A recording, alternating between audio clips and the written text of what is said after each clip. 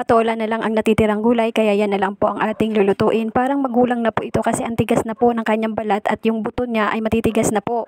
Pagkahiwa ko po at matigas yung mga buto ay tinatanggal ko na po para hindi ko na po siya maisama sa pagluluto at mapait po yung kanyang buto kapag nanguya.